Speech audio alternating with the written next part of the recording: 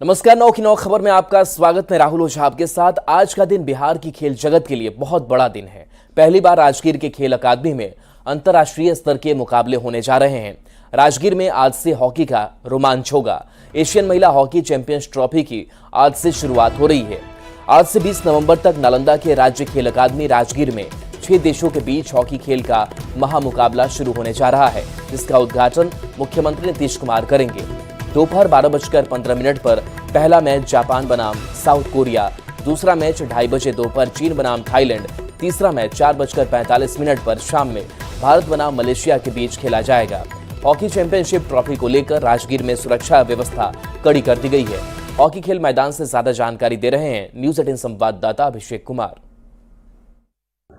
महिला Asian hockey championship trophy 2024 का आगाज आज से शुरू होने जा रहा है। आपको बता दें कि अभी हम पहुंचे हैं नालंदा जिले के राजगीर खेल अकादमी में, जहां मुख्यमंत्री नीतीश कुमार आज दोपहर बाद इसी ग्राउंड में पहुंचेंगे और कार्यक्रम का उद्घाटन करेंगे। तो आप देख सकते हैं ये वही हॉकी मैदान है जो सज धज कर पूरी तरह से तैयार हो गया है। खास करके नालंदा में पहली बार हॉकी खेल का आयोजन किया जा रहा है और हॉकी खेल का मेजबानी भी राजगीर की तरफ से किया जा रहा है। तो आप देख सकते हैं किस तरह से पूरी तरह से हॉकी मैदान सज धज कर तैयार हो गया है। और यहाँ बता दें आपको कि 12:15 में दक्षिण कोरिया बनाम जापान के बीच हॉकी खेल होगा। इसके अलावा 2:30 बजे चाइना और थाईलैंड के बीच मैच खेला जाएगा। इसके साथ ही 4:45 संध्या में भारत बनाम मलेशिया के बीच पहला हॉकी खेल वो आयोजन होगा।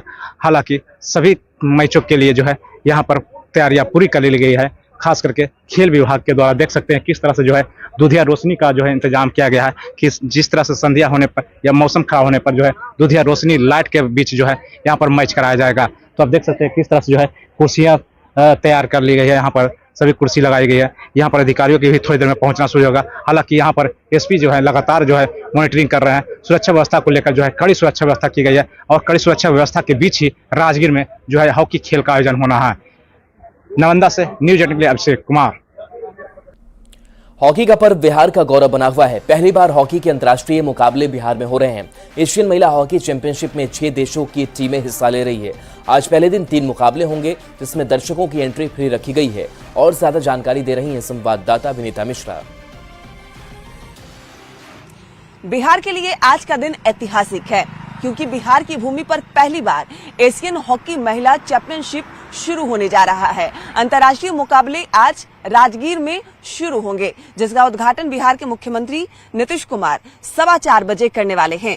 आपको बता दें कि बिहार में पहली बार हॉकी अंतर्राष्ट्रीय प्रतिस्पर्धा होगी। राजगीर में आज से लेकर 20 नवंबर तक हॉकी का महामुकाबला होगा। भारत समेत 6 देशों की टीम इस मुकाबले में हिस्सा ले रही है। बिहार के मुख्यमंत्री इसका आज 4:15 बजे उद्घाटन करेंगे। आपको बता दें कि पहली बार इतना बड़ा मुकाबला बिहार की भूमि पर हो रहा है, जिसकी शुरुआत आज 12:15 बजे होने वाली है। आज 3 मुकाबले होंगे, यानी 6 देश एक दूसरे के खिलाफ आज मैदान में होगी और मैच खेलती हुई नजर आएगी। इस मुकाबले में भारत, चीन, जापान, कोरिया, मलेशिया और थाईलैंड की टीमें शामिल हैं। सभी टीमें बिहार पहुंच चुकी है। 3 मुकाबले आज होंगे। पहला मुकाबला जापान बनाम दक्षिण कोरिया, दूसरा मुकाबला चीन बनाम थाईलैंड और तीसरा मुकाबला भारत बनाम मलेशिया का होगा। भारत की ये भूमि है और भारतीय टीम के लिए एक एडवांटेज भी होगा। हालांकि समय में अब परिवर्तन कर दिया गया है। पहले ये मुकाबले रात में होने वाले थे, लेकिन अब ये मुकाबले दिन में होंगे। आज इसका आगाज होगा। 20 तारीख तक ये महामुकाबला राजगीर में देखने को मिलेगा। मुख्यमंत्री नीतीश कुमार आज इस चैंपियनशिप का उद्घाटन करेंगे। 4:15 बजे उद्घाटन होगा। आज 6 टीमें एक दूसरे के खिलाफ मैदान में नजर आएगी। हॉकी का महामुकाबला होगा। हालांकि दर्शकों की एंट्री फ्री की गई है। दर्शक बिना पैसे टिकट बुक कर सकते हैं, इस मैच का आनंद उठा सकते हैं। इसके लिए जिला प्रशासन की तरफ से एक ऐप भी जारी किया गया है। पहले आओ पहले पाओ की तर्ज पर टिकट मिलेंगे, गेट पास मिलेंगे और जो महामुकाबला, जो महा रोमांच है, वो राजगीर में नजर आ रहा है। मुख्यमंत्री नीतीश कुमार आज पटना से जाकर राजगीर में इस महामुकाबले टूर्नामेंट का उद्घाटन करेंगे। कैमरामैन अजय दुबे के साथ विनीता मिश्रा, न्यूज 18 पटना।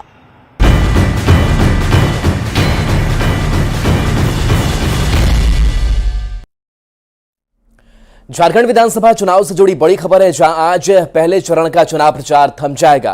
पहले चरण में 43 सीट पर वोट डाले जाएंगे। 13 नवंबर को पहले चरण की वोटिंग होगी। 43 सीट पर 683 उम्मीदवार मैदान में हैं। सबसे अधिक जमशेदपुर पश्चिम सीट से 28 उम्मीदवार चुनावी मैदान में हैं। जगन्नाथपुर सीट पर सबसे कम 8 उम्मीदवार हैं। 13 सीटों पर दिग्गज उम्मीदवारों की प्रतिष्ठा दांव पर लगी हुई है। सरायकेला से चंपाई सोरेन बीजेपी से मैदान में हैं, तो सरयू राय, बन्ना गुप्ता, पूर्णिमा दास की भी प्रतिष्ठा दांव पर है। चुनाव के दौरान सुरक्षा को लेकर प्रशासन अलर्ट है। 5 जिले के 225 बूथ पर हेली ड्रॉपिंग कर्मचारी किए जाएंगे।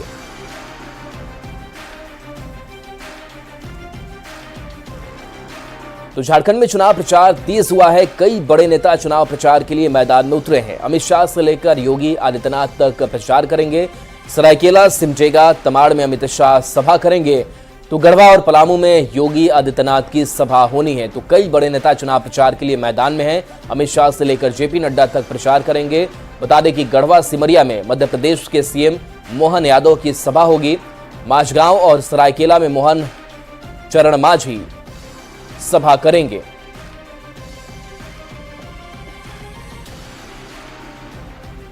केंद्रीय गृह मंत्री अमित शाह आज झारखंड आएंगे। चुनावी सभा की हैट्रिक लगाएंगे। 3 सभा को संबोधित करेंगे। सरायकेला, सिमडेगा और तमाड़ में हुंकार भरेंगे। एनडीए उम्मीदवार के लिए प्रचार करेंगे। तो केंद्रीय गृह मंत्री अमित शाह आज झारखंड आ रहे हैं। चुनाव सभा की हैट्रिक लगेगी। 3 जगहों पर चुनावी सभा होनी है, जिसमें सरायकेला, सिमडेगा और तमाड़ शामिल है। तो पहला सरायकेला में जनसभा, दूसरी जो सभा होगी वो सिमडेगा में होगी और तीसरी जनसभा तमाड़ में गृह मंत्री अमित शाह करेंगे।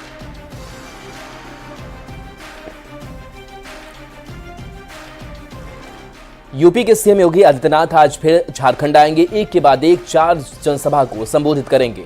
एनडीए उम्मीदवार के लिए चुनावी माहौल बनाएंगे। भवनाथपुर, हुसैनाबाद, पाकी, डाल्टनगंज में सभा होनी है। योगी आदित्यनाथ की पहली जनसभा भवनाथपुर में होगी। विधानसभा क्षेत्र में होगी, जहां से बीजेपी उम्मीदवार भानु प्रताप शाही के लिए वोट मांगेंगे। इसके बाद वे हुसैनाबाद सीट पर बीजेपी उम्मीदवार कमलेश कुमार सिंह के लिए प्रचार करेंगे। तीसरी रैली पाकी विधानसभा क्षेत्र से बीजेपी उम्मीदवार शशिभूषण मेहता के लिए होगी, जबकि चौथी और आखिरी रैली डाल्टनगंज विधानसभा क्षेत्र में आयोजित की जाएगी, जहां आलोक कुमार चौरसिया के लिए वोट मांगेंगे। बढ़ते आगे, पटना समेत पूरे बिहार में लोगों को अब ठंड महसूस होने लगी है। सुबह में धुंध नजर आ रहा है। मौसम विभाग की माने तो अगले 3-4 दिनों में तापमान में और गिरावट देखी जाएगी। 14 नवंबर से ठंड और बढ़ेगा। हालांकि पिछले 5 सालों के मुकाबले में इस बार नवंबर के पहले हफ्ते में ठंड कम है। अधिक जानकारी दे रही है न्यूज 18 संवाददाता विनीता मिश्रा। राजधानी पटना समेत पूरे बिहार में 3-4 दिनों में तापमान में और गिरावट देखी जाएगी। मौसम विभाग की माने तो अगले 3-4 दिनों में तापमान में और गिरावट होगी और पछुआ का प्रभाव बढ़ेगा। आपको बता दें कि अभी राजधानी पटना समेत बिहार के कई ऐसे जिले हैं जहां तापमान में लगातार गिरावट देखी जा रही है और अगले 3-4 दिनों में ये गिरावट और ज्यादा बढ़ने वाली है। आपको बता दें कि अगर नवंबर महीने की हम बात करें तो नवंबर महीने में पिछले 5 वर्षों के मुकाबले इस बार मौसम सामान्य है, जबकि बीते 3 वर्ष नवंबर के प्रथम सप्ताह इस बार ठंड का एहसास लोगों को होने लगा था। न्यूनतम तापमान भी 10 से 15 डिग्री सेल्सियस के आसपास बना हुआ था, जबकि इस बार नवंबर में न्यूनतम तापमान 19 से 23 डिग्री सेल्सियस के आसपास है। रविवार को पटना का अधिकतम तापमान 31.0 डिग्री रिकॉर्ड किया गया। आपको बता दें कि कई सालों के बाद इस बार जो तापमान है वो सामान्य बना हुआ है, यानी लगभग 5 साल के बाद इस बार नवंबर के महीने में तापमान कम महसूस हो रहा है। मौसम विभाग की माने तो अगले 3-4 दिनों यानी 14 नवंबर से मौसम में और बदलाव देखने को मिलेगा। पछुआ के प्रवाह से न्यूनतम तापमान में गिरावट आने से ठंड में वृद्धि होने की संभावना जताई जा रही है। इस बार ठंड नवंबर महीने के बीच में महसूस किया जाएगा। आपको बता दें कि हर साल नवंबर के शुरुआत में से ही लोगों को ठंड महसूस होने लग रही थी, लेकिन इस बार 5 सालों के बाद नवंबर महीने के बीच में ठंड लोगों को महसूस होगी। यानी अगले 3-4 दिनों में संभावना जताई जा रही है कि 14 नवंबर से तापमान में और गिरावट देखी जाएगी, लोगों को ठंड का एहसास होगा। हालांकि अभी सुबह और शाम लोगों को ठंड महसूस हो रही है, आकाश में धुंध दिखाई दे रहे हैं, लेकिन अगले 3-4 दिनों में ये धुंध और तापमान में गिरावट और अधिक देखी जाएगी। कैमरामैन अजय दुबे के साथ विनीता मिश्रा, न्यूज़ 18 पटना। खबर गोपालगंज से, जहां तापमान गिरने से ठंड का प्रकोप बढ़ गया है। पोल्यूशन का स्तर भी खराब श्रेणी में पहुंच गया है। जिले का न्यूनतम तापमान 21 डिग्री पहुंच गया है। 2 दिनों में तापमान और गिरने की संभावना जताई जा रही है। ज्यादा जानकारी दे रहे हैं न्यूज़ 18 संवाददाता गोविंद कुमार। ठंड बढ़ने लगा है तो वहीं पोल्यूशन का स्तर भी बढ़कर खराब श्रेणी में पहुंच चुका है। ये गोपालगंज के अंबेडकर चौक के पास की तस्वीर है और आप तस्वीरों में देख सकते हैं कि जहां कुहासा है तो वहीं पोल्यूशन की वजह से आसमान में काले धुंध छाए हुए हैं। सुबह का वक्त है लेकिन अभी भी सूर्य की किरण जो है वो कुहासा की वजह से और पोल्यूशन की वजह से छिपी हुई है। एक तरफ जहां पारा लुढ़कने से ठंड बढ़ गया है तो वहीं दूसरी तरफ पोल्यूशन ने भी लोगों को परेशान कर रखा है। गोपालगंज की अगर बात करें तो यहाँ पर AQI 200 पार कर चुका है जो खराब श्रेणी में आता है। वहीं अगर बात करें तापमान की तो यहाँ पर तापमान 20 डिग्री तक पहुँच चुका है। तो ऐसे में अधिकतम तापमान आज 31 डिग्री तक जाने का अनुमान जताया गया है, लेकिन पोल्यूशन का स्तर भी बढ़ रहा है और तापमान भी लगातार गिर रहा है। तो ऐसे में लोगों को दोहरी मार झेलनी पड़ रही है। वहीं बात करें तो ठंड की वजह से आज से लोगों ने गर्म कपड़े पहनकर निकलना शुरू कर दिया है। मौसम विभाग ने कहा है कि 13 नवंबर से पारा और लुढ़केगा और ठंड का शितम भी बढ़ेगा। तो ऐसे में ठंड को लेकर लोगों ने तैयारियां भी शुरू कर दी है। खासकर बच्चे और बुजुर्गों को डॉक्टरों ने सतर्क और सावधानी बरतने की अपील की है। गोविंद कुमार, न्यूज़ 18 गोपालगंज। छठ खत्म होते ही लोग अपने काम पर वापस लौटने लगे हैं, लिहाजा ट्रेनों में काफी भीड़ देखी जा रही है। खासकर दिल्ली, मुंबई जैसे महानगरों में काम करने वाले बिहार के लोग लगातार ट्रेनों में भरकर वापस लौट रहे हैं। स्थिति यह है कि यात्री पायदान पर खड़े रहकर लगातार 20 घंटे तक सफर करने को मजबूर है। राजगीर से नई दिल्ली जाने वाले श्रमजीवी की स्थिति है कि स्लीपर और जनरल दोनों कंपार्टमेंट में एक जैसे ही नजर आ रहे हैं। हालात का जायजा लिया संवाददाता धर्मेंद्र कुमार ने। छठ खत्म होते ही लोग अपने काम पर वापस लौटने लगे हैं, लिहाजा ट्रेनों में काफ़ी भीड़ देखी जा रही है। खास करके मुंबई, दिल्ली जैसे जगहों पर जाने के लिए लोग लगातार ट्रेनों से सफ़र कर रहे हैं। आप ये स्थिति देख सकते हैं कि किस तरह से ट्रेनों में भीड़ है।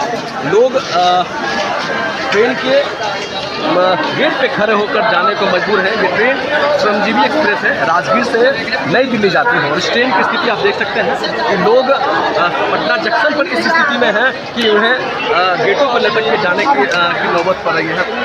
कहाँ जाइएगा महोदय? ऐसे ही जाइएगा? हाँ सर, तो क्या करें? स्पेशल ट्रेन नहीं पता आप लोग? स्पेशल ट्रेन नहीं जानते थे तो काहे ना स्पेशल ट्रेन में गए हैं? इस ट्रेन में क्यों जा रहे हैं? सभी लोग जा रहे हैं इसलिए। अब कहाँ जाइएगा? हमको तो जाना है बक्सर। इसी ट्रेन से क्यों जा रहे हैं? स्पेशल ट्रेन सब है, पता नहीं है? स्पेशल ट्रेन का कोई तो ठीक ही नहीं है, एकदम टाइम से बेटाइम हो जाता है। इसीलिए कहाँ जा रहे हैं आप? कहाँ जा रहे हैं? हमको जाना है लेखा नगर। हाँ, दानापुर जा रहे हैं। आप कहाँ जा रहे हैं महोदय? आरा। तो स्थिति ये है कि लोगों को स्पेशल ट्रेन के बारे में पता नहीं है। हालांकि लोगों को जाना जरूरी है क्योंकि काम पे वापस लौटना है और लिहाजा लोग जो रेगुलर ट्रेन है उसी ट्रेन में सफर करने को मजबूर है। हालांकि हर साल रेलवे ये जरूर दावा करती है कि सैकड़ों की संख्या में स्पेशल ट्रेनें चलाई जाती हैं, लेकिन स्थिति ये है कि लोगों को सही जानकारी नहीं हो पाती है और मजबूरन लोगों को रेगुलर ट्रेन से ही यात्रा करनी पड़ती है। नीचे टिकले पटना से धर्मेंद्र। खबर मोतिहारी से, जहां छठ दिवाली के बाद लोगों को लौटने का सिलसिला शुरू हो गया है, लेकिन ट्रेनों में दिख रही भीड़ के कारण लंबी दूरी तक जाने वाले लोगों को काफी परेशानी हो रही है। लोगों के टिकट कंफर्म नहीं हो पा रहे हैं। रेलवे ने स्पेशल ट्रेन चलाने का दावा किया था, लेकिन मोतिहारी के बापू धाम पर कई ऐसे यात्री हैं जिनके टिकट कंफर्म नहीं है, जिस कारण उनको काफी परेशानी हो रही है। हम लोग बहुत दिन पहले टिकट कटा लिए थे, लेकिन अभी आए तो न रेलवे टिकट कंफर्म हो रही है और जो कंफर्म है वहाँ भी असुविधा हो रही है बैठने में। एक सीट पर के लगभग 10-10 आदमी दावा कर रहे हैं और परेशानी हो रही है। बहुत पहले हम लोगों ने टिकट कटाया था, लेकिन इसके बावजूद भी अभी तक कोई टिकट कंफर्म नहीं हुआ। 5 कटाए तो एक कंफर्म हुआ है और उस पर कम से कम 10-10 आदमी दावा कर रहे हैं। बहुत सारा परेशानी है, छठ बीता है। अब सरकार को चाहिए कि एक स्पेशल 2-4 ट्रेन देना चाहिए, और अभी दिसंबर तक वेटिंग ही दिखा रहा है। बहुत सरकार निष्क्रिय है एकदम इस अथी में, रेलवे के में बहुत सारा परेशानी है। जमशेदपुर से बड़ी खबर है, जहां सुनारी एयरपोर्ट के पास बाजार में आग लग गई। 8 दुकान चलकर पूरी तरह राख हो गए। 4 और दुकानों को भारी नुकसान पहुंचा है। सूचना मिलते ही दमकल की 7 गाड़ी पहुंची। कड़ी मशक्कत के बाद आग पर काबू पाया गया है। लाखों के नुकसान की आशंका है। सौर्य राय और बन्ना गुप्ता मौके पर पहुंचे हैं। मुआवजा दिलाने का आश्वासन दिया गया है। सुनारी थाना क्षेत्र की यह घटना सामने आई है। जैसे ही हमको सूचना मिली, हमने तुरंत उपायुक्त जमशेदपुर से संपर्क करके तुरंत एम्बुलेंस को, इसको फायर ब्रिगेड की गाड़ी को तुरंत भिजवाने का हमने उनको निर्देश दिया। कुछ काम होता नहीं है इसमें, और बाजार और सरकार और टाटा स्टील, इन तीनों के बीच में जो रिश्ता कायम हो गया है उसमें बाजार पिस रहा है, और दोनों ही कोई रुचि नहीं रखते हैं कि जमशेदपुर के बाजार अच्छा हो। न टाटा स्टील इसको रुचि रखता है और न सरकार इसमें रुचि रखती है। जमशेदपुर के सुनारी थाना अंतर्गत सुनारी एयरपोर्ट मार्केट के पास आग का कहर देखने को मिला, जहां देर रात आग लगने के बाद आप देख सकते हैं कि पूरी तरह से बाजार में अफरा तफरी का माहौल हो चुका था। दुकानदार जब दुकान बंद करके गए तो उसके बाद सूचना मिलती है दुकानों में कि आग लग गई है। हालांकि आग कैसे लगी ये नहीं पता चलता है, मगर आग आप देख सकते हैं 5 से 6 दुकान जो है वो पूरी तरह से जलकर राख हो चुके हैं, और उसके साथ दर्जनों दुकानें जो है उसको कई नुकसान हुआ है। वो शॉर्ट सर्किट से बोल रहा लोग आग लगा हुआ है। ये मसाला दुकान में ज्यादा जला है, 2-3 तो मसाला ही दुकान में है। तो पहले कभी लगा नहीं है ऐसा, ये फर्स्ट टाइम हुआ घटना ऐसा, और ये बिजली के कारण ऐसा हुआ घटना। लेकिन अभी कंट्रोल हो चुका है। 3-4 दमकल वाले आए, सभी को आए और आके कंट्रोल किए। सुन तो रहे कि शॉर्ट सर्किट से हुआ है। मसाला दुकान है वहीं से शुरुआत हुआ है। अधिकारी जो है वो आग बुझाने का प्रयास कर रहे हैं, मगर अब कितना का नुकसान हुआ है वो तो आग बुझने के बाद ही पता चल पाएगा, मगर शॉर्ट सर्किट से आग लगने का अनुमान लगाया जा रहा है। न्यूज़ 18 के लिए जमशेदपुर से आशीष कुमार तिवारी। सीतामढ़ी के डीएम रिची पांडे ने स्वास्थ्य व्यवस्था में सुधार को लेकर बड़ी कार्रवाई की है। डीएम ने लापरवाह 126 डॉक्टर और कर्मियों को शो कॉज जारी करते हुए उनके वेतन पर रोक लगा दी है। सदर अस्पताल में डीएम खुद मॉनिटरिंग कर रहे हैं, जिसका व्यापक असर भी देखने को मिल रहा है। सदर अस्पताल के हर एक वार्ड को सीसीटीवी कैमरे से लैस कर दिया गया है। ज्यादा जानकारी दे रहे हैं न्यूज़ 18 संवाददाता राकेश रंजन। सीतामढ़ी के स्वास्थ्य व्यवस्था को दुरुस्त करने के लिए प्रशासन के द्वारा लगातार प्रयास किया जा रहा है, और इसी कड़ी में सीतामढ़ी के डीएम रिची पांडे ने बड़ी कार्रवाई करते हुए सीतामढ़ी सदर अस्पताल के कुल 126 कर्मियों के ऊपर कार्रवाई करते हुए उस पर स्पष्टीकरण मांगा है और उनके वेतन पर रोक लगाने का काम किया है। बताया जा रहा है डीएम लगातार स्वास्थ्य व्यवस्था को दुरुस्त करने को लेकर लगातार अभियान में लगे हुए हैं, और सीतामढ़ी सदर अस्पताल के सभी वार्डों को सीसीटीवी कैमरा से सुसज्जित किया गया है, और उसका कंट्रोल सीतामढ़ी समाहरणालय से निगरानी करने का काम किया जाएगा। और आप तस्वीर देख सकते हैं जिला प्रशासन के द्वारा जब से इस पर निगरानी का कार्य किया जा रहा है, व्यवस्था में लगातार बदलाव देखा जा रहा है, और लगातार सदर अस्पताल की साफ सफाई समेत दूसरे सभी व्यवस्थाओं को दुरुस्त करने का काम किया जा रहा है, और इसका प्रभाव रोगियों पर भी देखने को मिल रहा है। और उनका ये है कि मतलब हर चीज़ में उनकी सुधार से बहुत अंतर है अभी। क्या पहले से मतलब साफ सफाई का काफ़ी ध्यान रखा जाता है। आप क्यों आए हैं? मतलब जांच कराने के लिए। जांच कराने हो गया? जांच जी हो गया। रिपोर्ट के लिए बोले रुकने के लिए। सीतामढ़ी सदर अस्पताल की यह तस्वीर है, और लगातार इसकी व्यवस्थाओं को दुरुस्त करने का काम किया जा रहा है, और जिला प्रशासन की टीम लगातार इस पर निगरानी रखने का काम कर रही है, ताकि जो ज़रूरतमंद लोग हैं उसको अधिक से अधिक फायदा मिल सके और सरकार की जो मंशा है उसको पूरा किया जा सके। राकेश रंजन, न्यूज़ 18 सीतामढ़ी। खबर बेगूसराय से, जहां एक बार फिर से स्वास्थ्य विभाग की लापरवाही देखने को मिली है। बिहार के नंबर 1 कहे जाने वाले बेगूसराय के सदर अस्पताल में स्वास्थ्यकर्मी की कमी और स्ट्रेचर उपलब्ध नहीं थे, जिस कारण परिजन बच्चे को गोद में उठाकर बर्न वार्ड में ले जाने को मजबूर थे। दरअसल बच्चा खेल रहा था, उसी दौरान उस पर सब्जी गिर गई, जिस कारण बच्चा गंभीर रूप से घायल हो गया। जिसके बाद परिजन ने उसे निजी डॉक्टर से इलाज के लिए कराया, जिसके बाद डॉक्टर ने बच्चे को सदर अस्पताल में रेफर कर दिया। लेकिन सदर अस्पताल में देखी गई लापरवाही और स्वास्थ्य विभाग के ऊपर कई सवाल भी उठ रहे हैं।